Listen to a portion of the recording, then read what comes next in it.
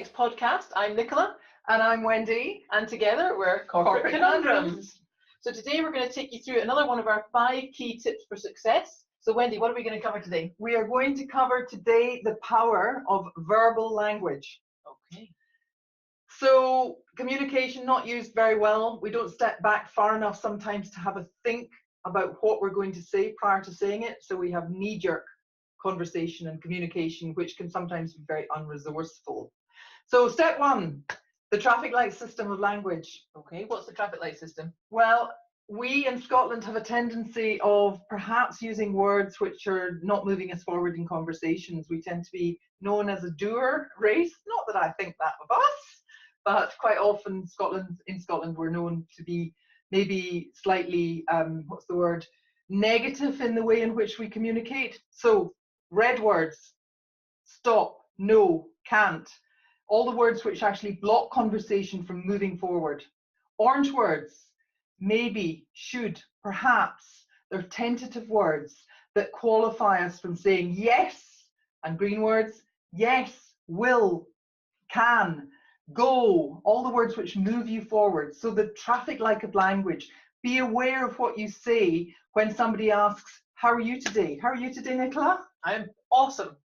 Commonly as well, quite often you can say, and how are you today, Nicola? Not bad. I'm doing okay. Yeah, doing okay, not Could bad. be better. So very commonly the answer can be a stop or a block. So think about the word choice you use before using them. Think red, orange, green. Go to use positive green words. Okay. Step 2. Step 2 is articulation. If you're in a hurry, if you're stressed, if you're finding that you're not particularly happy, you're a bit down in the dumps, it's very often that you might just start to mumble a little bit and not really get your words out particularly clearly and sort of just mumble on your breath. So articulation, it's absolutely fundamental that when you're speaking to somebody, you clarify what you're saying in a way in which they can understand what you're saying by the way in which you use your mouth and your tongue to get the words out. That's number 2. Number 3. Number 3 is pace and tone. If somebody is speaking to you and they're speaking quite quietly and quite slowly and they're particularly relaxed and you go in bouncing around with full of energy, you're not necessarily going to get the best synergy between you and the person with whom you're speaking. So you get a bit of problems with rapport. So being aware of pacing your conversation to meet the audience with whom you're wanting them to listen with, or you're wanting them to listen to you. So pace yourself and use tone to engage. So you don't want to speak in a monosyllabic tone where nobody really can understand, or they can understand but they're not particularly going to listen to you because it's incredibly boring to speak all in the one tone. So you're really wanting to actually use your voice in almost a wave-like motion to create enthusiasm, passion, and engage people. So pace and tone, number 3. Careful with the passion. So we've had language. Oh, I didn't think you could ever have enough passion.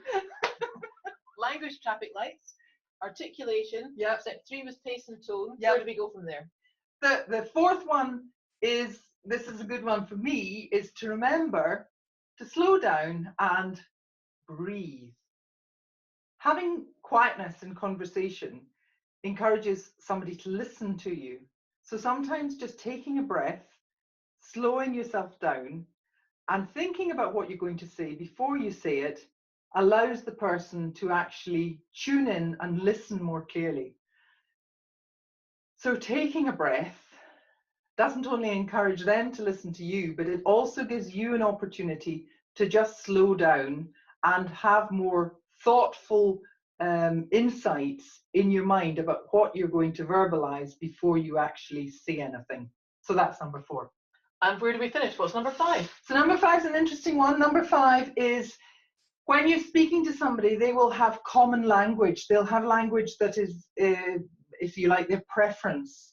They might use words commonly like, I like the sound of that. Can you hear what I'm getting at? And when you then speak back to them, you use similar language back.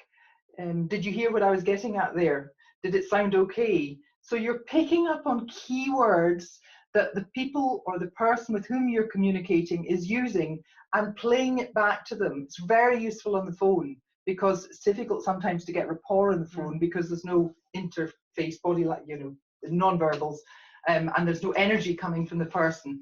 So using and tuning in and listening to the predicates that somebody is saying, or the adjectives or their common words, and using them back immediately creates a listening bond between you and the person or people with whom you're talking. So that's number 5.